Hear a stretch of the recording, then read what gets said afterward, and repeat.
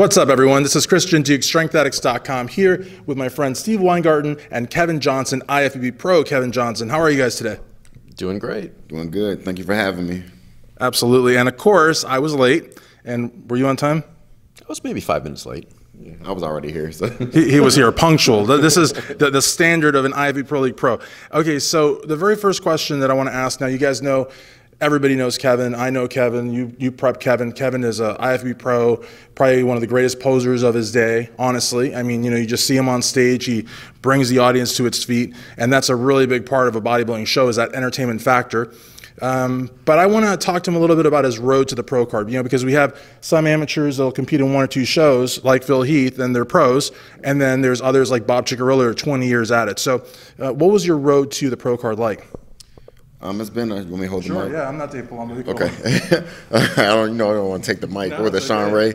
Somebody took the mic from when we took it back. All right. Anyway, my first competition was 2005, where I actually competed against my coach. That was your first? Yeah, that was my first. I didn't know well, actually, no.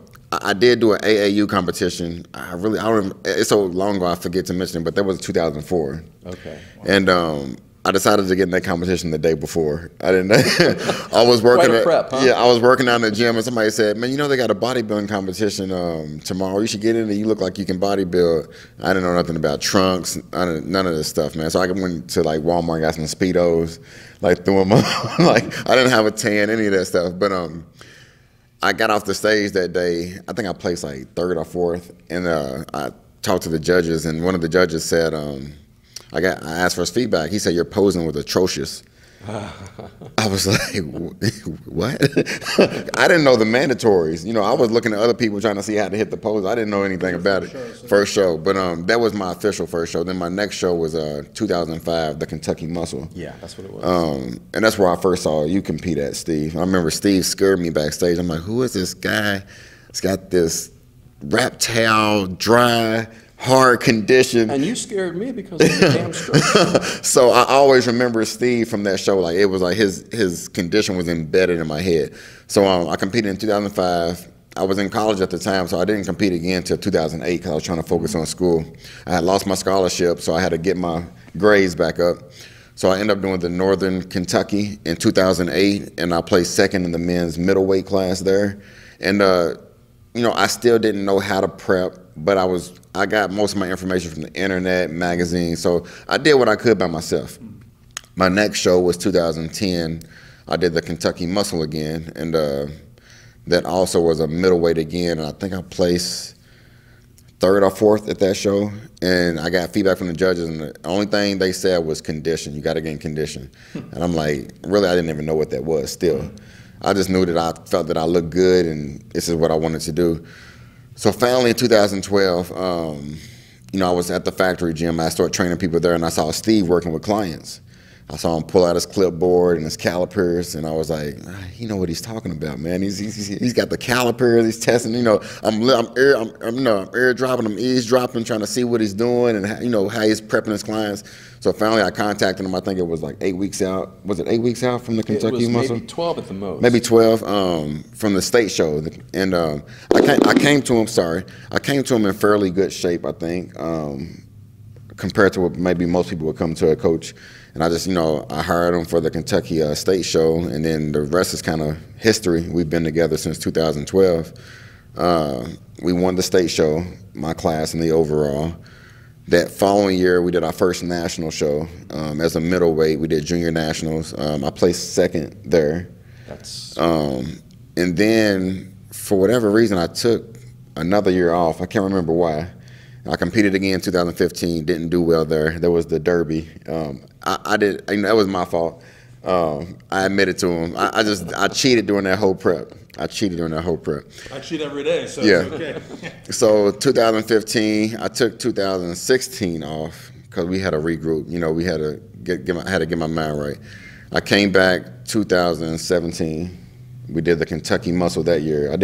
Even though I placed 2nd, I looked better than I had looked in a long time. That was a tough show too. Yeah, Chucky, Charlie Wilson was in that show. He was a national level competitor. You all that know Chucky. And that next year, I did junior nationals again as a light heavy. place second. It's a magic number. And then a few months later, not a few months later, but later that year, I did Miami Nationals as a light heavy, and I placed second, earning my pro card there. So that's my journey to road to pro, I guess. Talk to us about working with Steve here, because a lot of coaches, not a lot of coaches, a lot of competitors, because you're a coach also, but a lot of competitors like to coach hop. Why did you stay with Steve the whole way? Okay. I'm going to tell you the number one reason I stay with Steve. For one, I believe in him.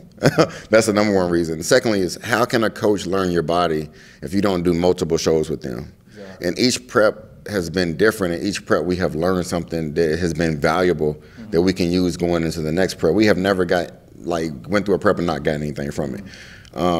Although I'm changing as I gain weight and as I'm trying to grow, certain things do change, but Steve makes notes of. He has notes of everything. He's meticulous with that. So, I mean, he has all of my weight. I check in with him. He has all of my measurements from the past couple of years. So we know each show how we're probably going to attack or go into the next show. And I think this past year we probably learned more about my body than anything. So, I mean, I'm not going to say it should be perfect from here on out, but it should be pretty damn close to perfect. Like, I don't see us screwing up ever again. Like, I mean, I don't see it. I think we probably we've made any and all mistakes we possibly could during prep. And that's why you stick with a contest prep coach. Right. Being with a coach for 3 months, they know nothing about you. Right. They're guessing. They might get it right. Yeah. And if they do, you can stay with them. But I'm going to start my career with Steve. I'm going to end my career with Steve. So it's awesome. Just, it is what it is. That's awesome. That's really cool. Now, the other question, of course, now we are going to move it along, because I've already asked pretty much everything, but is posing. Now, when it comes to posing, placings are important, obviously, but I've seen I'm sure you've all seen guys that could have won and didn't because they obviously couldn't show their physique the right way. That's the mandatories. That's even the night routine. But in terms of posing as a way of entertaining the audience, as a way of entertaining the people throughout social media, to really give back, to make the show not just physique-based competition, but also like an event, like entertaining. That takes a lot of hard work, and you're probably the very best right now. Seriously, because you've got, but there's also different gamuts within posing. You've got Artie Caldwell Jr., who's a fantastic poser. With him, it's more of a spiritual type thing. He almost says like he never actually does a posing routine. It just sort of happens, on stage. Then you've got Kai Green, who's very theatric, with the masks and the outfits and that kind of thing. What kind of posing? In other words, what goes into your posing routine, and what makes it so great? I guess when trying to think about what I'm going to do as far as posing, I kind of look and see what's kind of popular at the time that's not being played out on the radio but still can get the crowd going. I've done hip-hop, I've done pop, I've done the theatrical thing when I've done classic physique. It's another mood thing. If the song could be great, but if it doesn't move me, I can't move the crowd. Right. So I always try to, sometimes I don't find a song until a week before the show. I don't panic because I know, Kevin, you know how to pose. Just find the song. You can put it together. But sometimes I'll find a song 2 months out, and then as the show gets closer, I'll find another song, and I'll just scrape that. It's just about how I feel. Right. When I did the classic show, I wanted to do something theatrical, slow. I feel like that posing routine was great. It didn't probably get the exposure that I wanted it to, but I felt like it was great. It's just something for me I take pride in because, of course, I came underneath Tricky. I always watched him entertain the crowd. I remember him being at the Kentucky Muscle in 2004. He came out to Egyptian Lover. I still remember the song. He was moonwalking. He did a backflip. I remember just about everything about the posing routine. I grew up studying Melvin Anthony. That's all. Chris Cormier. I mean, I studied all these guys who had different styles, but they were very entertaining. So I said, that's what I want to do.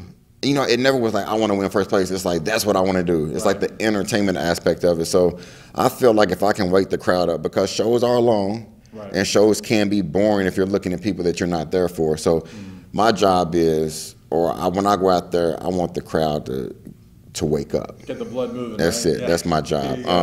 And I feel like that's one of the things that I bring to the table. Now, before you hand that back, I don't know. Hopefully they can hear me. Just point it at me just to make sure. Okay, good. A little cheesy question, but still, when you're doing the routine, is the crowd? Do you acknowledge the crowd, or are you in a whole different world all your own? No, I try to have fun with the crowd, whether it's a smile, smirk, wink, saying some of the words of the song, pointing. I try to engage the audience. And I also try to make sure I'm like the guy backstage trying to tell the DJ that's not loud enough. You need to turn it up a little bit more. And they're like, no, it's, I'm like, no. Because at the Indie Pro, I had one of the expediters go around to the DJ. I said, look, my music needs to be loud. Right. Because if I can't feel it and hear it, they can't feel it and hear it. Yeah. So, like every little part about that sometimes, even if I could control the lighting, I would. Right. If I could tell it to flash at a certain point of the song, like I'm one of them type of people. So, some people say just play house music and I go out there and freestyle it, but it's just like all of this time to get up here and just hit mandatory just doesn't seem right, so yeah. So, sorry, Steve. And right. now we are going to move on to another question here. There's 5, and I know nobody's watching the clock, but nonetheless, I think, again, everything Kevin said, really, truly, the fact that he studied Melvin Anthony and Chris Cormier, the real deal, and really, I really think that that's important to a show. That the folks really leave feeling like they saw like a real bodybuilding show. I feel like when they're really truly entertained. Now, you had mentioned a routine for classic and of course a routine for bodybuilding, and I think a lot of people now, especially here in Louisville, but all throughout the country, are wondering where you're going to go in the future, because I think you've had successful runs in both divisions. Are you going to continue on with classic, or are you going to continue growing into 212? What's the game plan? That's a question for both of you, really, I think. You want to talk about it a little bit? Sure. We talked about that a lot after this show, right? We went back and forth, and we're still trying to decide, but the main thing is we're trying to make you better. It's trying to add a little bit more quality muscle in the right spots. He can do either. He's got the classic physique, but he also has an interest in being bigger and being, growing into the 212 class. I would actually like to see him, point this a little bit at me because these are directional. I would actually like to see you do bodybuilding personally, because I'd like to see him at the Arnold Classic. Right. That would be awesome. That's what I'd like to see. I'd like to see him at the Arnold Classic, get an invite to the Arnold. That 10,000 is pretty much yours. So you just got to show up and collect it, pretty much. Yeah. But okay, cool. So we're still working on the game plan, trying to figure out what he's going to do next. That's good. So basically, that's no answer, but that's good. Yes. So just keep guessing, okay? All right. The last question, the most important question of all is, and truly the question that I think a lot of interviewers omit is who would you like to thank? Because I think a big part of where we are today is because of the people that we love, our friends, our family. So who would you like to thank? All right. First, I'd like to thank you for interviewing us today. Thanks, man. My coach since 2012, Steve. My family, my parents, they've always supported me. My girlfriend, she hasn't missed a show since 2012. So she's been in every single show since 2012. So who else? My sponsors, Next Level Sports Nutrition. So many people. Oxyberg, downtown in Louisville. I get a lot of therapy from them. My massage therapist, Amanda Cousette. Man, I think I don't want to miss anybody. It's impossible to do, but that's the people who've helped me get to this point so far. So I definitely appreciate them, and they're helping me continue to live my dream, because I want to get as much out of this as I can. I hope to, I want to retire from bodybuilding at 40. I don't really honestly want to compete in my 40s, although I know a lot of successful pros that are. I want to make it to the Olympia stage within the next 2 years, so I'm trying to do my best right now. All right. Well, I definitely want to thank you very much. I want to see you do really well. I also want to see you retire at 40 like Dexter Jackson, plus 11. No, 40 is too young, man. You don't want to retire at 40. And I want to thank you, Steve. Honestly, it's been great. Do you want to say anything? Because you've been very quiet. You've been like This is his show. Okay. I'm fine. All right, cool. So so for IFBB Pro Kevin Johnson, for prep coach extraordinaire Steve Weingarten, Christian Duke, StrengthAddicts.com.